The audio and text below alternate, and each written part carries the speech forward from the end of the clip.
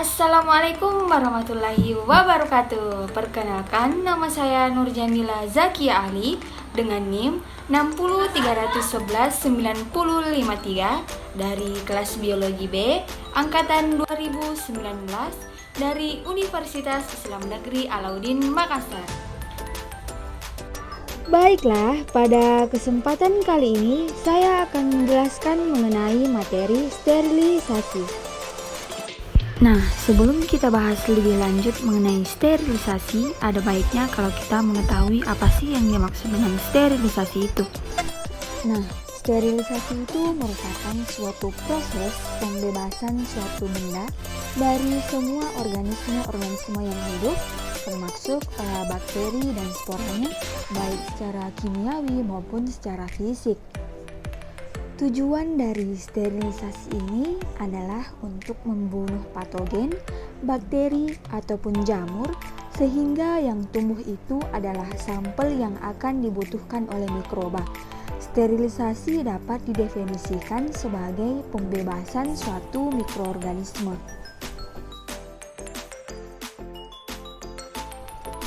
Jika kita lihat video ini merupakan sebuah proses sterilisasi di mana yang disteril itu adalah alat-alat lab atau alat-alat kesehatan dengan menggunakan pemanas.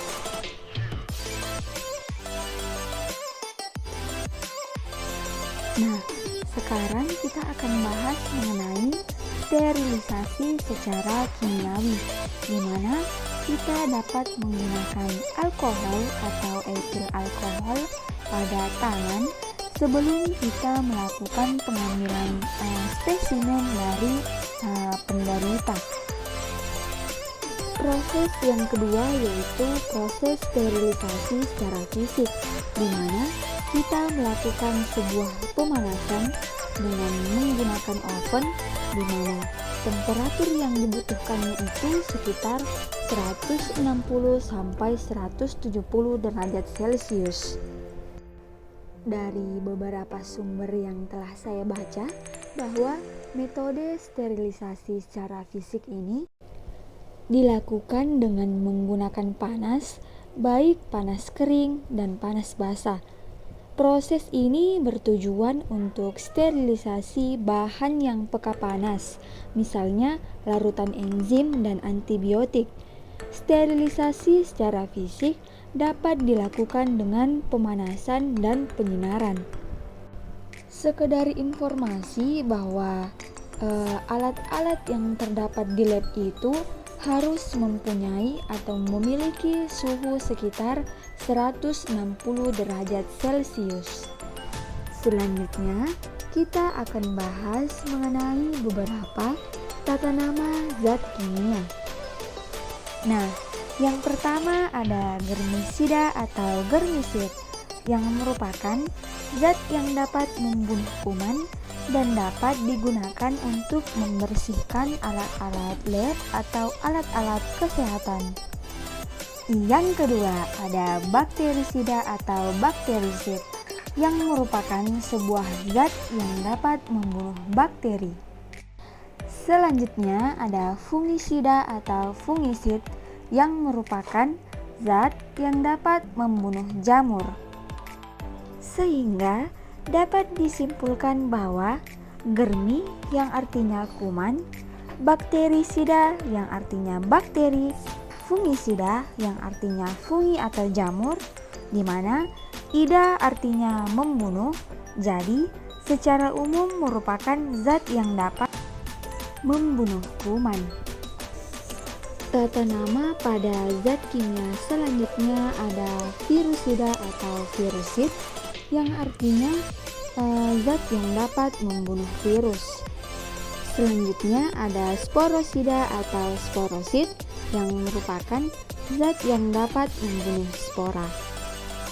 Kemudian ada bakteriostatik atau bakteriostatika, yang merupakan zat yang dapat menghambat pertumbuhan bakteri tetapi tidak dapat membunuh bakteri.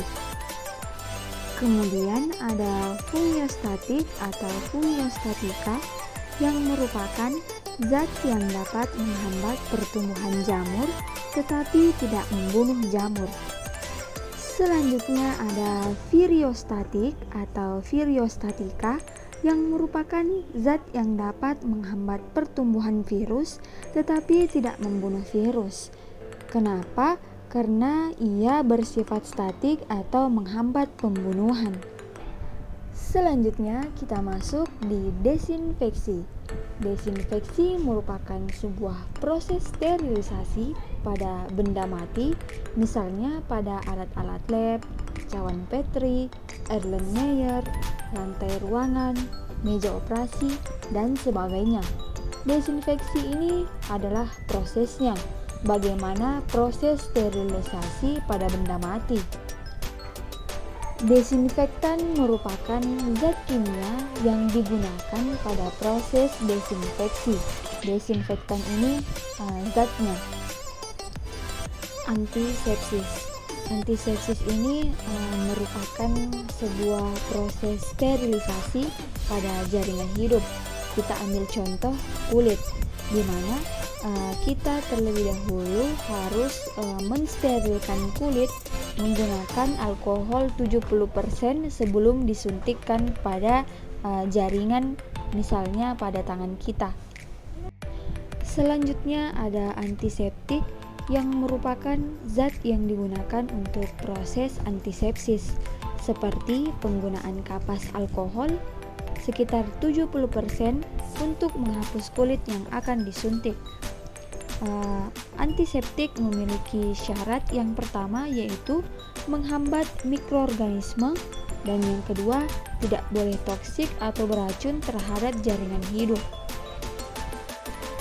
Dapat disimpulkan bahwa perbedaan utama dari desinfektan dan antiseptik, kalau desinfektan itu toksik terhadap jaringan hidup, sedangkan antiseptik tidak toksik terhadap jaringan hidup.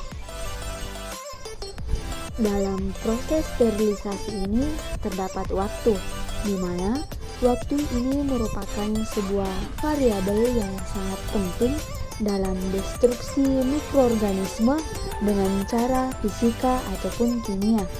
Kenapa sangat penting? Karena zat yang digunakan membunuh bakteri itu diberi waktu secukupnya. Lamanya waktu yang digunakan akan tergantung pada jumlah populasi awal dari bakteri. Semakin banyak bakteri, maka akan menggunakan semakin lama waktu untuk sterilisasi. Nah, untuk selanjutnya kita akan bahas mengenai cara-cara sterilisasi dan desinfeksi. Yang pertama adalah pembersihan, di mana pembersihan ini merupakan salah satu cara yang dilakukan untuk mencuci alat dan bahan dengan air yang mengalir. Pembersihan ini juga merupakan sterilisasi awal pada alat yang dibilas dengan air yang mengalir.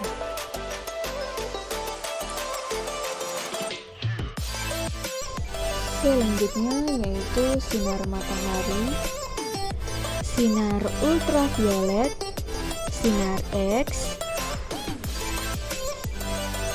dan yang terakhir yaitu sinar gamma. Sinar ultraviolet dalam sinar matahari itu bersifat germisida, di mana germisida ini merupakan pembunuh atau penghancur. Dapat juga diartikan sebagai pembunuh suatu bakteri bentuk vegetatif maupun bentuk spora, walaupun untuk membunuh bentuk spora waktu harus lebih lama karena itu menjemur pakaian, tempat tidur penting untuk membunuh mikroba patogen. Sinar X dan sinar gamma dapat membunuh mikroba karena merusak DNA dan menyebabkan ionisasi komponen sel lainnya. Radiasi pada sinar X dan sinar gamma sering digunakan untuk proses sterilisasi benda-benda yang tidak tahan suhu tinggi.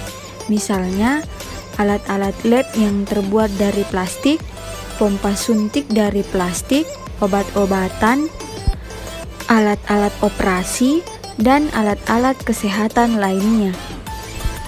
Sinar X dan sinar gamma dapat membunuh mikroba karena merusak DNA dan menyebabkan ionisasi komponen sel lainnya sehingga menyebabkan kerusakan pada komponen mikroorganisme. Selanjutnya yaitu pendingin. Suhu rendah menyebabkan pertumbuhan dan perkembangan mikroba tertentu berhenti. Cara ini digunakan untuk mengawetkan bahan makanan yang mudah membusuk, misalnya daging atau sayur. Karena pada suhu rendah ini, bahan makanan tidak akan dirombak oleh bakteri tertentu. Bagian luar freezer lebih tinggi dibandingkan bagian dalam freezer. Daging yang terdapat di dalam freezer tidak mengandung air. Dia membatu, mengeras atau biasa disebut sebagai membeku, sehingga mikroorganisme tidak membutuhkan makanan di dalam air.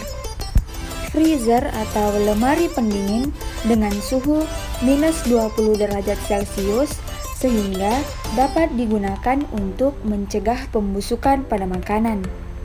Selanjutnya kita akan bahas mengenai pemanasan basa yang terdiri dari autoclave, di mana penggunaan uap air disertai dengan tekanan memiliki suatu ruangan yang mampu menahan tekanan di atas sekitar 1 atm.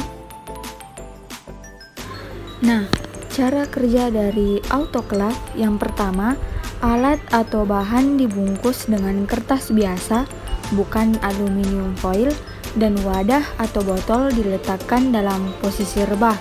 Kedua, memasukkan air di dalam tangki. Yang ketiga, setelah air mendidih, akan terbentuk uap air, lalu uap air ini dialirkan ke ruangan pensteril. Kemudian, uap air akan menambah tekanan, lalu diikuti kenaikan suhu di ruangan pensteril. Tercapai tekanan 1/2 atm dan suhu 121 derajat Celcius. Kemudian, dalam waktu 10-12 menit, semua bentuk hidup seperti bakteri dan lain-lain dan spora akan mati. Merebus atau boiling. Merebus atau boiling merupakan sebuah teknik desinfeksi paling murah dengan jangka waktu sekitar 15 menit setelah air mendidih. Perebusan ini berfungsi untuk mematikan sel vegetatif dalam waktu 5-10 menit.